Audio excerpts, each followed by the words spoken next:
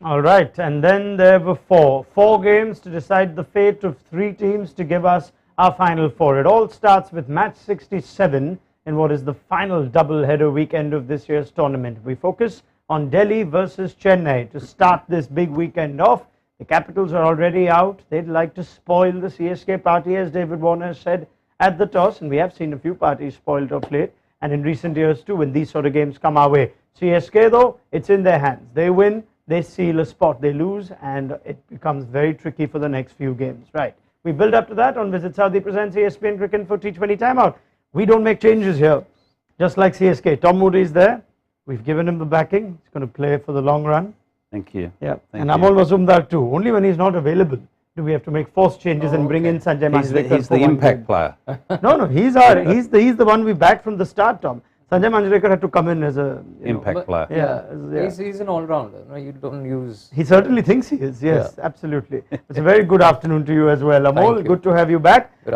It does not seem like the pressure and tension of a game at stake. CSK are the story of the tournament, Tom, the way they've started, and all of a sudden they find themselves in a, we haven't quite got the job done and we've left it to the last game. But you never get that from MS Dhoni at the toss, do you? No, you don't, and I think that's the strength of that franchise, is that he's very consistent regardless of win or loss. It's not about that. It's about, just keeping those simple things that are in his control and the franchise control in hand.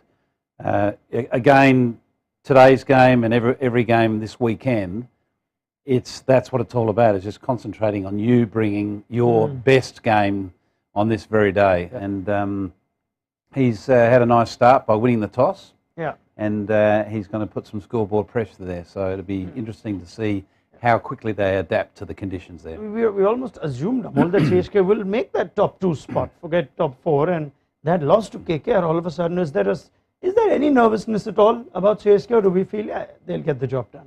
Look, there will be some nervousness. There's no doubt about it. And before you start any match, as important as this, there will be some anxious moments in the dressing room. Obviously, there is Dhoni, to nullify it in the dressing room. But I feel that 1 point they lost against LSG, Lucknow. Yes. 125 they got Lucknow all out for, and then it got rain-affected game where they ended up getting 1 point. And that loss against KKR, unexpected, I feel, loss against KKR, have put them in a little bit of a limbo here. I'm trying to, I know we do a lot of things and we just straight go to the Dhoni factor and we talk a lot about him, but I think it becomes an interesting and a more relevant, unique conversation when you come into a game like this. We'd love to see how it plays out with Lucknow, for instance, in the evening today. But I'm sure there'll be players feeling, we should have beaten KKR. That was a game we probably would have thought we'll tick off, and then thinking about the Lucknow game, Amol points out, we should have got that point, and all sorts of those sort of thoughts go in, and you have an experienced captain who's seen everything, and he perhaps just changes the mood, and perhaps an inexperienced young captain, I'm not saying Lucknow should, I'm not putting the curse on them, but it makes a difference as to what the tone the captain sets before a game like this. Absolutely, and I've had the privilege of being in many different dressing rooms as player and a coach, and I've heard so many times conversations around exactly your point. That washout was a joke. We missed. Had that game in hand, or I don't know how we lost that game against that opposition or that opposition. I would imagine, not that I've been in the Chennai dressing room at all, because I've only ever played against Chennai, as I haven't played, but coached against them. I wish I'd played against them. But you can guarantee there'll be no one going close to a conversation like that with the MS Dhoni in the room, because it's not the environment he or Stephen Fleming set. Yes. It's an environment of, it's the here and now. What's happened there is not even worth considering. It's what's happening right now. Absolutely. All right. Well, we wait to see if that is the coolness with which CSK get the job done. For now, as Tom Moody says, they've had a good start. They're batting first at Delhi, a ground where we have seen spin play a part. And you think these two teams would have thought of spin playing a big part of their tournament when they built their squads at the auction. They picked the choice of spinners that they have. Kuldeep and Akshar have been excellent on the one hand, and we know how good MS's finger spinners have been at Chepauk and travelling. But Delhi's right up there for venue-wise with the averages, economies and wickets this season. I was curious to hear though, Amol, David Warner make some comments after that win in the high-scoring game at Dharamshala. He's not quite happy with what he's seen at Delhi. He would have liked perhaps some of the surfaces to be a little better, but how big a role do you see spin playing here, given that Delhi have given us an indication they don't quite like these spin surfaces? We're into that time of the tournament where you will get some pitches will offer some turn. It's end of May almost, where throughout the season domestic cricket has been played in that stadium and on the pitches as well. So there will be some wear and tear. Yeah.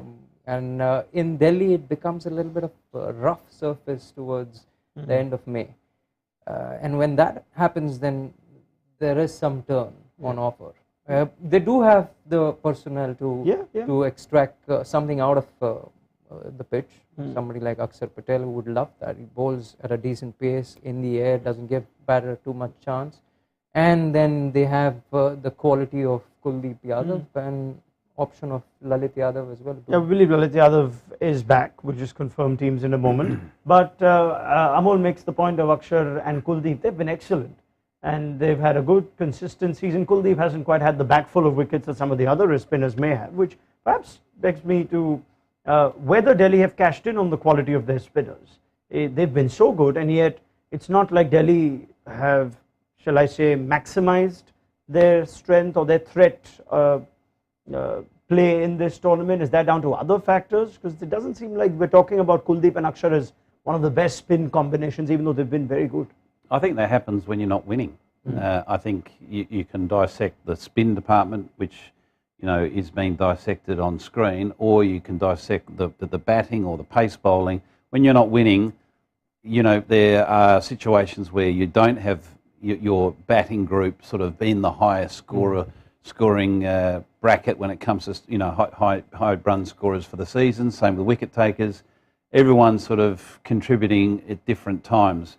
One thing's for sure, though, today being Delhi's last game, they're a dangerous side. They're a very dangerous side because they are coming in with the freedom of knowing that we can have a bit of fun here and make it really difficult for one of the favoured teams to be in the finals, and they'd love just to throw that sort of that spanner into the works. Yeah. I remember a season 2018 when they spoiled MI's plans to qualify. It was either MI or Rajasthan Royals.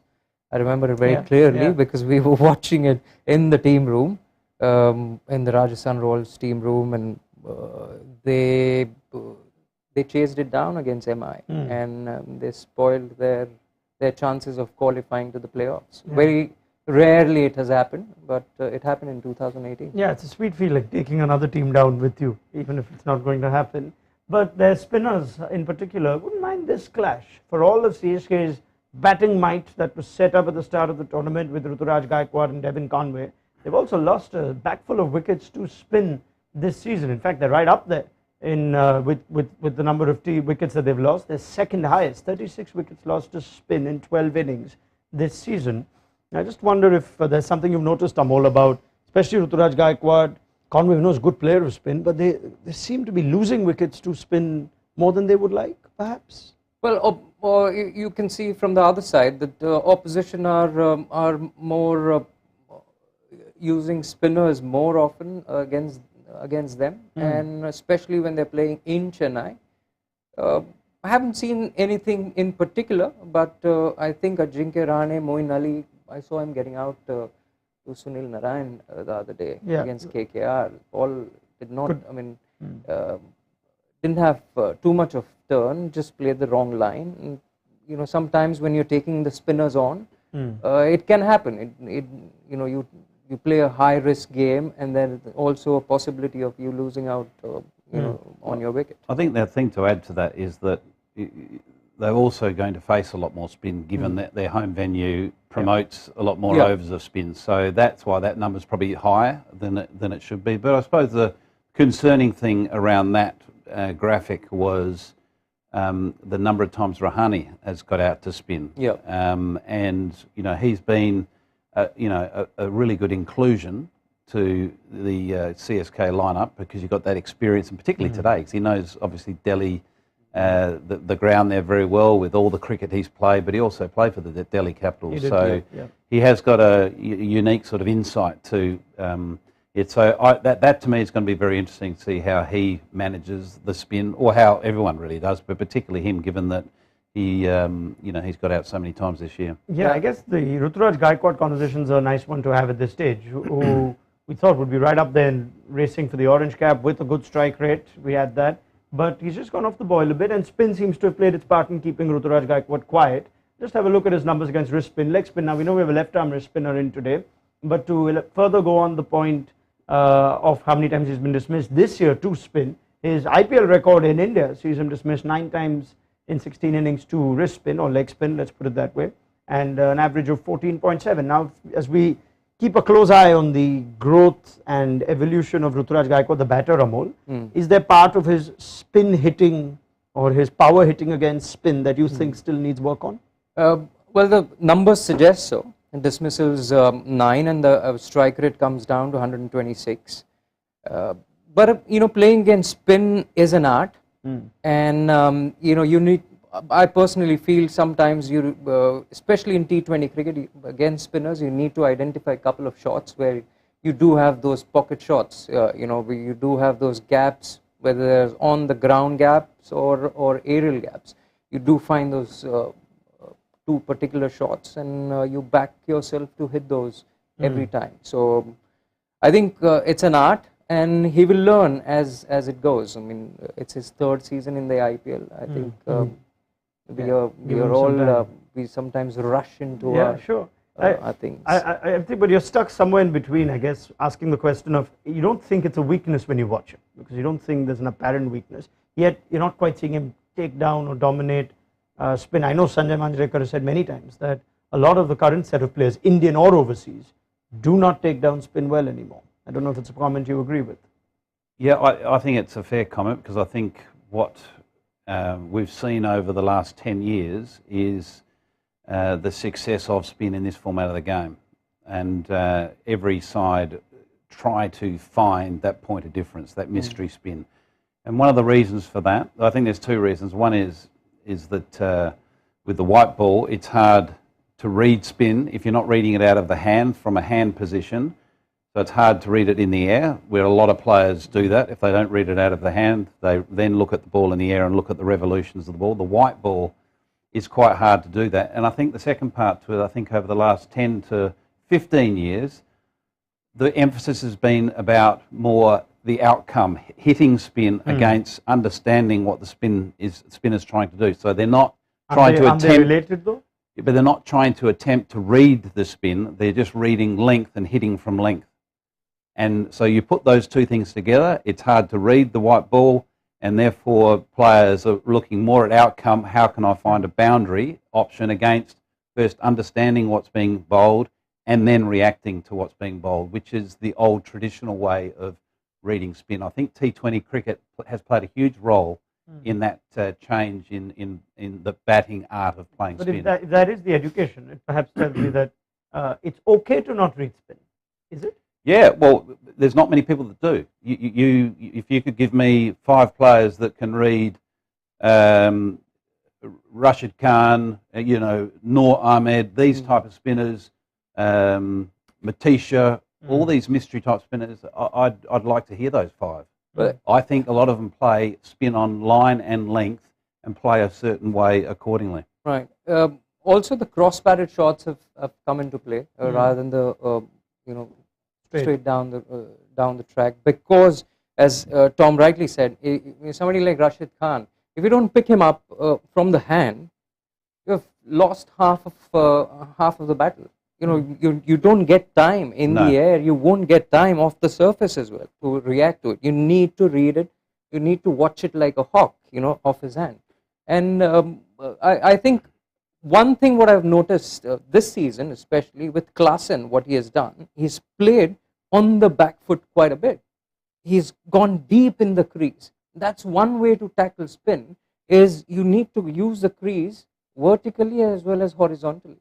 So you know, it's fun. Yeah, and that depth of crease allows him to read it off the surface. So if he's not reading it out of the hand, then he's not reading it through the air. He's got a chance reading it off the surface, and because he's got such a strong back foot game, power game, he can then make the adjustment and hit those pockets for 4 or 6. Even Joss Butler does that. You know, he leans himself back and then he hits it towards mid-wicket in the cow corner. Was it something that used to be frowned upon and is now more accepted, that you shouldn't read a spinner off the surface? That means you're not reading it well. I remember that's how cricketers used to talk about it.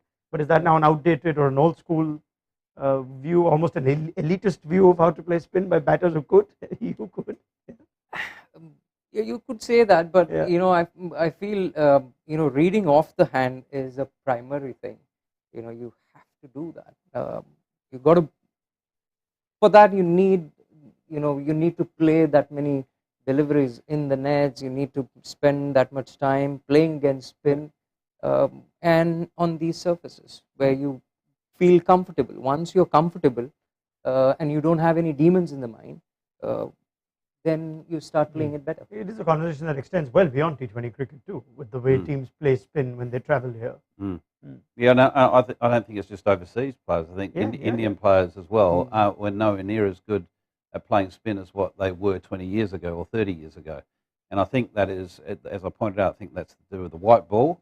It's particularly at night time. You talk to players, and certainly under lights at night time, which is not going to be the case here in Delhi today, but it's very difficult to read it in the air with the white ball at night. And I think, again, the primary pressure on a player is power and looking for scoring. Where are my boundary options? That's why we see the reverse sweep coming in, the switch hit coming in, the hard sweep. That's because players, you know, aren't really looking to try to read it, or they can't read it. So that is the best way to deal with it. All right. Well, very interesting discussion on spin, and we'll see if spin has a big say. We expect it to, with the way both these two teams set up, and this being an afternoon game at the Arun Jaitley Stadium. So we wait and watch. So we do feel like Ruturaj Gaikwad along with Devin Conway, you'd say that the opening two or the top two are important for every team, but you just feel like they're more important for CSK. When these two fire, they look a different threat. Of late, it's been hit and miss between Conway and Gaikwad. They also tend to do better at Chennai than they do at the visiting venues, and an average of 29 perhaps tells you something. That comment I just said at the start, Tom, that perhaps this team is more dangerous when these two give them a start, but that I guess can be said for every team. But you see something in how important these two are for CSK to get going? I think, yeah, it's the same for any team. Ideally, if you have a strong opening pair, it goes a long way to you maximising your score if you're batting first or chasing anything down. But I agree. I think what would send shudders through the CSK camp is if they lost Conway early, in particular. Yeah. Because he's been probably their most consistent, reliable player. And if suddenly he gets done early, and then it exposes a middle order that, apart from Dubey, have not had a huge impact or consistency with their performance. You look at Conway's record home and away this season, it will tell you something. It's prettier at home, 47, 50, 77, 92, 44 and a couple of starts. Away, it's been hit or miss. He's got a couple of half centuries at RCB, high scoring game, got a half century at Kolkata too, but otherwise it's been more miss than hit. Anything to read into that at all? Yeah, I think he plays spinners much better than what I've seen overseas players tackle, and that's why that home record is so good, because at Chepauk there is a bit of spin. So you know, you look at his consistency and again the pockets where he hits those balls. You know, through covers, you know, over extra cover, or he lines himself up to go over extra cover, and also towards mid-wicket. So I guess he's found a way to tackle spin, and that's why that those numbers are serious numbers, especially at home. All right, let's have a quick look at the teams, shall we? CSK make this very easy. We spent about 10 minutes yesterday discussing how challenging it is for captains to remember their changes. Well, one of the solutions is don't make any, and you'll be fine. MS Dhoni sticks to the same team. It looks like Ben Stokes is going to make his way back to England, and we will not see more of him as he prepares for England's big home season and the Test summer, starting with the test against Ireland. But you've got 3 overseas named. You expect Pathirana to come in. It is so predictable, and yet it is so sweet from the Super Kings. They don't change much, do they? As we look at the Delhi 11, they've made a change. You think it's horses for courses? Well, it's a return for Chetan Sakaria, so it's more than one change. That means there's in this bowling first 11, there is no Mukesh Kumar who played the last game, and I don't see Ishan Sharma there either. So Lalit Yadav and Sakaria come in to join Anrik Noke and Khalil Ahmed, and Kuldeep Yadav, Akshar Patel already there. So they do have options. Yash Dhul does keep his place. So there are bowling for bowling options. Amol, give me a quick reaction on the choices that they've made, Lalit and Sakaria, but they've left out 2 seamers, Ishant included. Both the inclusions I feel are valid ones. Lalit Yadav gives you that option of off-spin bowling, especially in the power play as well, and then giving it a tong probably at number 7. Chetan Sakaria, really intrigued by where he was throughout the IPL. I agree. Played the opening game and did not place it. Yeah. I'm really surprised that he was a pick of the lot in the last 2 seasons, or last season at least for Rajasthan Royals, and I think it's a good choice. They're looking at the future and have kept Ishant out. Seems to work if you just give these guys a game after a month or so and they fire. Prithvi Shaw must have given them some inspiration. But you feel for Sakaria, who would have been sitting on the bench thinking this could have been a big season for me. Yeah, assuming he hasn't been injured. There may have been some sort of niggle in the background that we don't know about. But I quite like the inclusion of him, because from my memory of him as a young bowler, he's got some great change-ups. So if this wicket is going to be a slowish wicket that might hold those off-cutters and stuff like that, will be very effective. All right. Let's have a quick chat on Ajinkya Rahane before we wrap it up, because we saw Rahane 2.0 and his form perhaps has just was timely for the selection of the World Test Championship announcement. I'm not saying it was based only on that.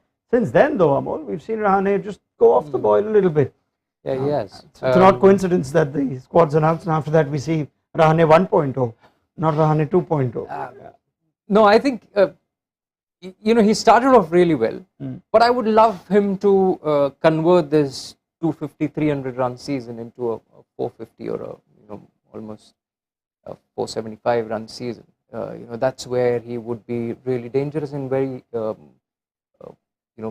his value would be added to Chennai Super Kings if he converts these seasons into a decent one. Lately, he has again gone back into his own self. Probably he came out with a bang. I wish he plays in the same manner and takes down the spinners as well. Because if you see his dismissals, out of 9 innings, he's got out to spinners 8 times. Yeah. So I'm just breaking his season up as well for both of you, and I think that 61 or 27 of the Wankhede was like, wow, what's Rahane going to give us this season? Then he got a quick fire 30 at Chennai and was a good batting track against Rajasthan, high scoring game. Quick fire 30 against Bangalore at the Chinnaswamy, again good batting track. 71 of 29 at the Eden Gardens, which was again one of the highlight innings of the season. Now since then, he's gone 15 of 13 at Jaipur, didn't bat in 2 games, 21 of 17, 21 of 20 in 2 home games at Chennai where it was a bit slower, and 16 of 11 in the last game against KKR. Now, is it fair to expect Rahane to not play that way if it's not an easy surface? I think it's a difficult surface. It's difficult for everyone, but I think in particular it's difficult for him because he relies on pace coming on to the bat. He's got a wonderful game when there's pace coming onto the bat. Great off the back foot, both through offside and leg side, and plus he can drive through the line. Once that pace is taken from him, he doesn't have the power game to be able to force the ball either over the top or through the field. But he's not alone there. There's a number of players in that category, but I think it particularly applies to him. He finds it a lot harder than most because his game is more a traditional game that's based around a top order player relying for pace. See what we saw, you spoke about Ajinkya Rahane part 2. Yeah. That's where Devin Conway and Ruturaj Gaikwad is so important to give him that platform. If you see his 30 odd came in hardly any balls that he faced. The 60 odd, he had a partner. That partnership was laid out there in the front by Conway and Ruturaj. They play a part in his success as well. So that's an important thing even today. If they can give a start, then probably we can see Ajinkya Rahane flourishing. Yeah, again. we mentioned the top three, but we should probably mention Shivam Dube. He's played some exciting cameos, and you sense if it is that 150, 160 sort of game, that Dube tends to play these breathtaking 15, 20 ball 30, 40s, including sixes, which other people find challenging. The conditions set up for that kind of innings again, spin heavy, small ground, maybe a bit challenging, and Dube can be your X factor difference. Without a doubt. And like we talked about, Rahane, struggles with power on slowish surfaces. Dube's got the power. Yeah. He may not hit the ball 85, 90 metres, which he's done on some other better surfaces, or even more than that, but he's got enough to be able to clear a 65, 70 metre boundary on a slow surface. And his preferred bowling option is spin. If you were going to lay out any option to him, he'd say, well, yeah, throw spin at me, I'll take it down, which he's done consistently. In particular, we have two left-arm spinners and a part-time off spinner, which perhaps Dube would be excited to go out in the middle today, you think? Yeah, I think he's found the right gear to bat. I always found that Shivam Dube was heavily reliant on his power play right from the start. Now he's found the right kind of a tempo that he sets up right in the first half of his innings. If you see, he rotates a strike well and then goes after the spinners. And his shot selection or the ball selection has been fantastic so far. All right. Well, we can't get things underway. I guess the teams also didn't. I think they kicked off exactly at 3:30 or maybe 29 a little earlier also. I don't think that happens very often, but we don't complain for an early start. Let's get a first innings prediction from Tom Moody and Amol Muzumdar. Delhi could be anything in terms of the surface, so I know this is a hard question to a degree, but Tom, give me an inkling. 147. Wow, that doesn't sound like a lot. And are you backing CSK to win this game, or do you sense Delhi are going to make this interesting? I think Delhi are going to make this interesting. Wow. Oh, it's not what the CSK fans wanted to hear. Amol? Now that he said 145, I'm going to go exactly opposite. I said 147, by the way. Oh, you said 147. Sorry, Tom. That's 2 runs. So are you going to go 185 now? No, I'm going to say it's 175. Yeah. So you're backing Chennai to get the job done. Yeah. I'm more inclined to believe you. But I've never believed you, so that's fine. But Tom's been right very often. So. Anyway, I tell you what, we've not had a super over, have we? Yeah, going into the last weekend. That'd be good, wouldn't it? Imagine that would be very good. Afternoon super over. Yeah. Even better. All right, we've got 147 and Delhi to go in and get the job done, and 175 from Amol and Chennai as favourites. So let's see where we stand at half time. On Visit Saudi presents ESPN Cricket for T20 Timeout. Go download the mobile app, get you covered with everything that's going to happen on the last weekend of the league phase, all the scenarios, points table. Got a big one between Lucknow and Kolkata later this evening. So Amol and Tom will be with you right through the day. So to the end of the Chennai innings.